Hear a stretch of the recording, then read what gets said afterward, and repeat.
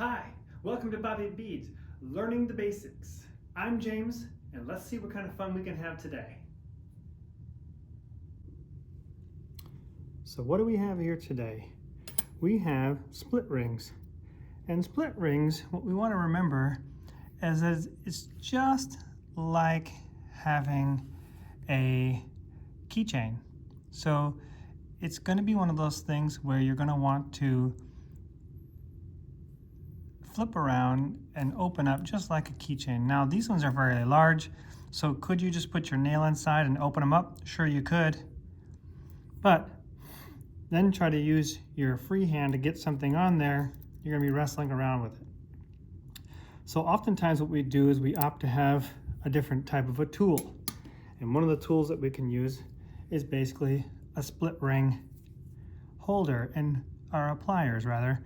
And when you're doing this, you're just simply having it do the work for you. You're simply able to hold it there. And let's say, for instance, I'm using this tool to put it onto this bracelet. I've already got my loop made. I'm simply just going to add it on and then start to slide it around. Sometimes you got to remember to leave yourself just a little bit of room so you have some room to do that. You're going to just stick it right on there, and then you're going to work it around. So now that you have it, you just simply move it around until you get to the very end, and now it's on there. Make sense? It's pretty simple. Now I'm using large ones for demonstration right now, but the end result, what we're going to have is we're actually going to be using this little baby tiny one. This is about a 5mm one on here. So as I get this prepared, I will show you a couple different things. One of them will be how to put it on this end, which is the finished end already. So I'm just going to take this large one off. I'm going to put that back down here, and obviously you can see that there's many different shapes and sizes. Sometimes it's not a bad idea to use some type of a tool to round your loop just a little bit. That's what was one of my problems is it wasn't round enough so that I could actually get it on right away. So now that I've got that a little bit more rounded, now what I'm going to go ahead and do is I also have these tweezers. We have tweezers that allow you to put it on. Quite fun. You squeeze it, get it between there. I like to go ahead and pull it back just a little bit, but just be careful you're not pulling it back too far so that you're actually stretching the ring too much or pushing it, whatever one seems to work in your scenario. You're basically simply going to grab onto the tool, put the ring on, squeeze it down, so hold it with your fingers, pull it open, and simply just get it started. Once you get it started, then you can go ahead and start rotating it around until you get it to go on completely. And that is just a matter of manipulating it, twisting it, sliding it on just like you would a keychain. If you're finding that you're having a little bit of trouble, go ahead and stick that splitter right back on just to open it up a little bit more and work it until it pops, and then it's on your wire. So now that it's on the wire, it's sitting pretty nice. Now what I'm going to do is I'm going to show you, this is my basic bracelet. I just grabbed a bunch of beads from the store here. And now what I'm going to do is I'm going to show you how I'm going to finish this by using a crimping tool. This is our basic crimping tool. The crimping tool is basically going to help you put your crimp bead, it's a tube, 2x2mm tube. Don't worry about the color right now, I'm just using gold as it just happened to be the one that I had found. So what we have is, and it kind of matches my kind of theme here anyway, it's got a little bit of gold, a little bit of blue, a little bit of silver, kind of fun. So, and then we'll also be adding this lobster claw. This is a round back lobster claw to our work. So in essence, We put this one on using our tool to get it on, but because we're actually going to be putting this on right now, we can take advantage of the fact that we could actually just go ahead and slide on our loop, our split ring rather, so we actually make the loop. So in order to make that work, we basically just want to have the tube down here. We've got our ring on our string, and we're going to feed that back through the tube. And then we're going to pull that through, and you're going to see that basically I don't have to try to feed this one on. Just pull it tight enough so that I can get enough of this ring and enough of the wire pulled through.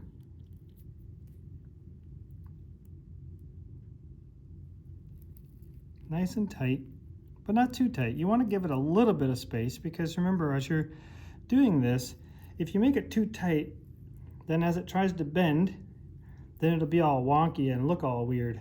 You don't want that to happen. So I like to actually curl it up in my hand so that it keeps a little bit of the curl in it and kind of forces me to have a little bit of bend in my bracelet. Now I'm just going to make sure that my wires are not crossing on the inside of my tube, because if you do and you crimp it, then you could actually sever the line. I'm going to grab my tool. Now when you're crimping these beads, what's important for you to remember is that you want to get it down inside the big gap right here at the very end.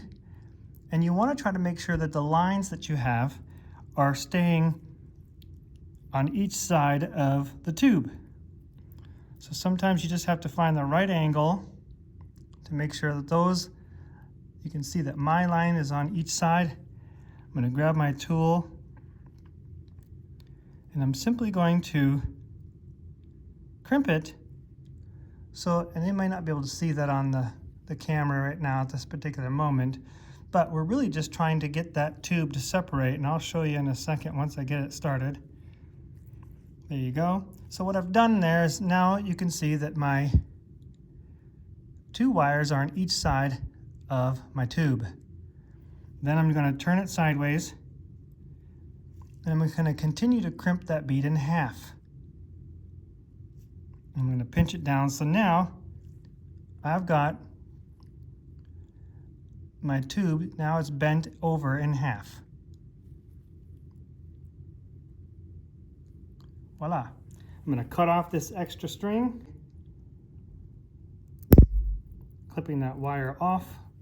So now we have almost finished. We just need to get our lobster claw onto our project.